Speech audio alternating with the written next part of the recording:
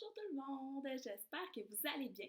Je suis très contente de vous retrouver aujourd'hui sur YouTube pour vous parler d'un sujet qui me tient à cœur, c'est-à-dire les stéréotypes de genre.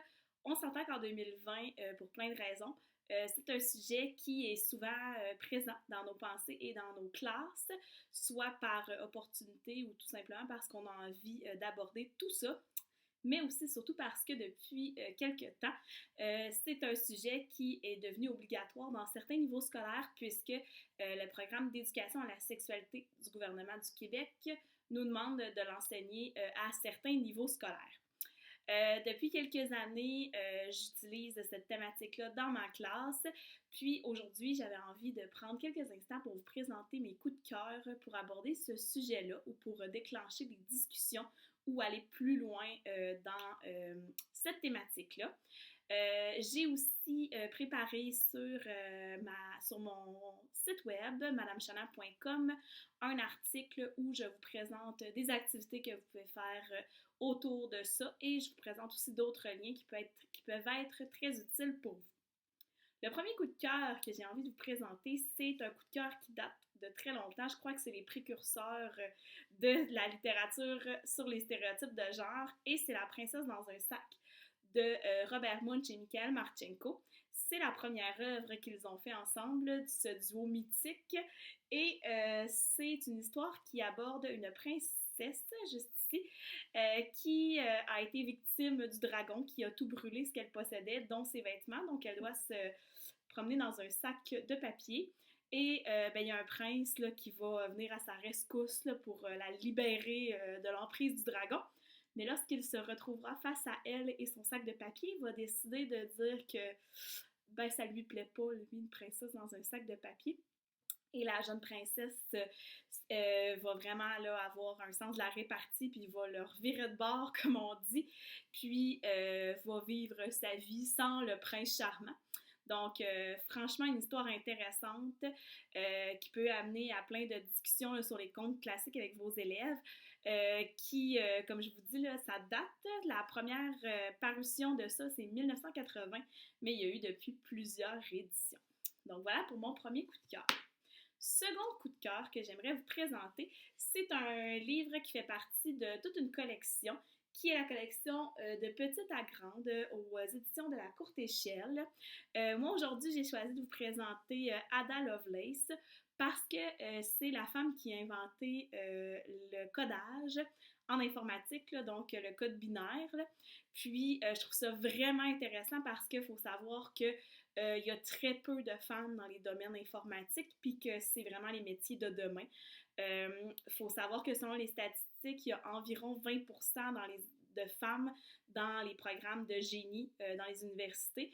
Donc, c'est vraiment quelque chose là, qui est encore c'est encore un domaine où il y a peu de femmes qui sont présentes. Donc, je trouve ça très intéressant de parler de cette femme-là, surtout que, comme je vous disais, il y a plusieurs métiers de demain qui vont se passer en informatique, fait que ça vaut la peine de présenter cette femme-là. Mais sachez que dans la collection de Petite à Grande, on retrouve plein de femmes là, qui ont fait des choses extraordinaires et qui souvent sont sorties de leur stéréotype de genre. Mais celle-ci, entre autres, puisqu'on parle d'informatique, mérite une mention spéciale.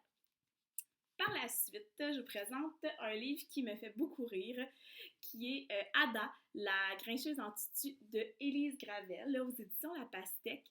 Ada est une petite fille qui, comme beaucoup de petites filles, ses parents l'ont inscrite à un cours de ballet et elle n'aime pas ça du tout. Et un jour, elle voit tout près de son cours de danse un cours de karaté et elle sera intégrée à ce cours-là avec beaucoup de plaisir. Donc, je trouve ça très intéressant parce que ça arrive souvent chez les petits, puis même chez les grands qui ont été inscrits dans des cours par leurs parents dans une volonté de bien faire, mais qui n'aiment pas ça.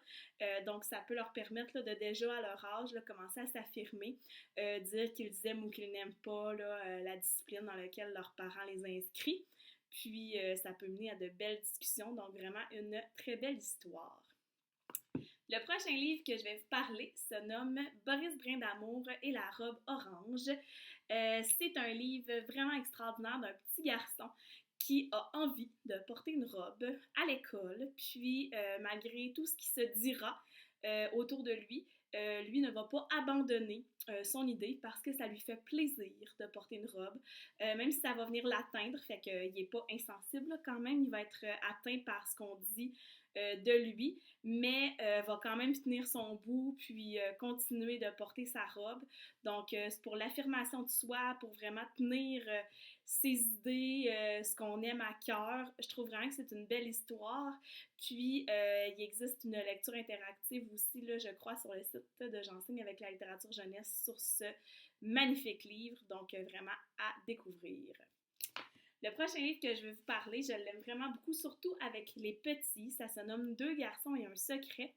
C'est pas nécessairement officiellement sur les stéréotypes de genre parce que c'est des petits garçons qui sont quand même très jeunes qui décident de se donner une bague pour se marier parce qu'ils veulent, selon eux, là, rester les meilleurs amis du monde, vivre ensemble et tout ça. Donc, vraiment une conception très naïve là, du mariage. Eux autres, ils considèrent qu'être marié, c'est vivre ensemble, puis manger des bonbons, puis voilà, pouvoir jouer ensemble tout le temps. Puis, ben, ce qui va arriver à ces deux petits garçons-là, c'est qu'en arrivant à la maison, il y en a un que ses parents vont trouver la démarche vraiment chouette, et l'autre, ses parents ne seront pas d'accord. Donc, ils vont comme pouvoir se... Donc, il va y avoir un petit conflit là, à ce niveau-là dans les visions des parents. Je trouve ça très intéressant parce que, comme je vous dis, même si c'est pas nécessairement un stéréotype de genre, dans le fond, parce que on dit jamais, tu sais, dans le fond, il n'est pas question d'homosexualité ou rien du tout. Je trouve juste que c'est beau de parler de la conception de l'amour avec les enfants, puis de voir là aussi comment on pourrait réagir si nos parents sont pas d'accord avec nos choix.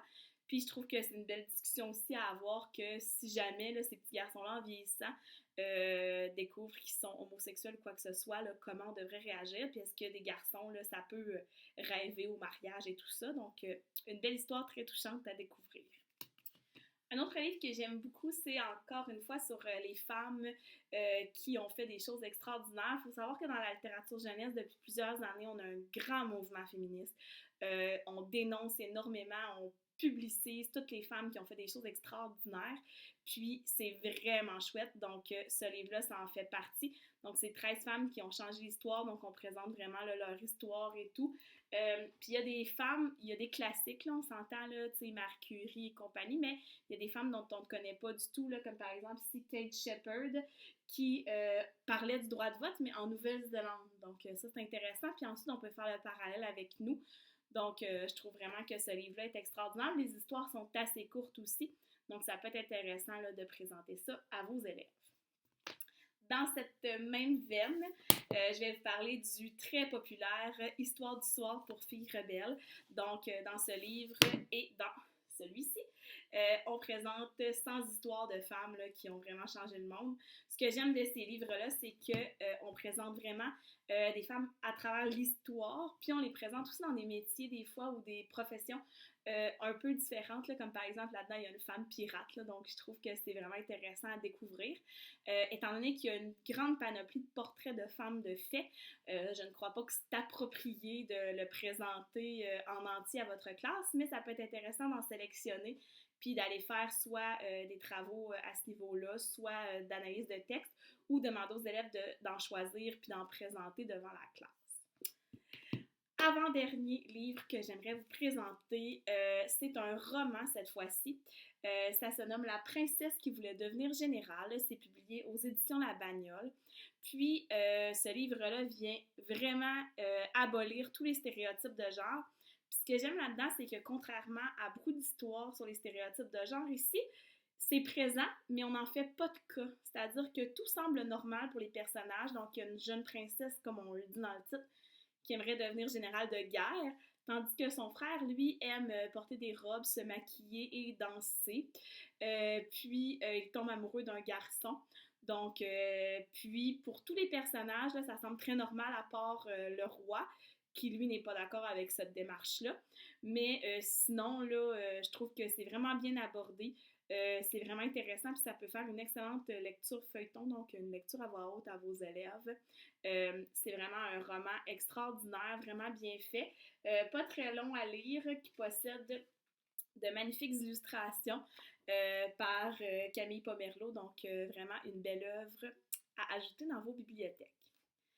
Dernière œuvre dont je vais vous parler, c'est le petit dernier de la collection de Dr Nadia, psychologue. Donc, cette psychologue quand même connue a pris la décision il y a quelques années de démarrer une collection de livres ayant pour but de parler de plein de choses qui ont besoin d'être discutées, disons-le ainsi, donc plein de sujets, autant sur certaines maladies,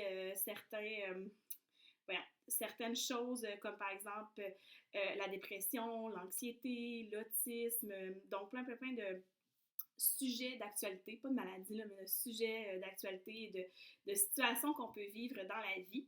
Je vous avais parlé dans mon top 10 du magnifique livre sur l'intimidation.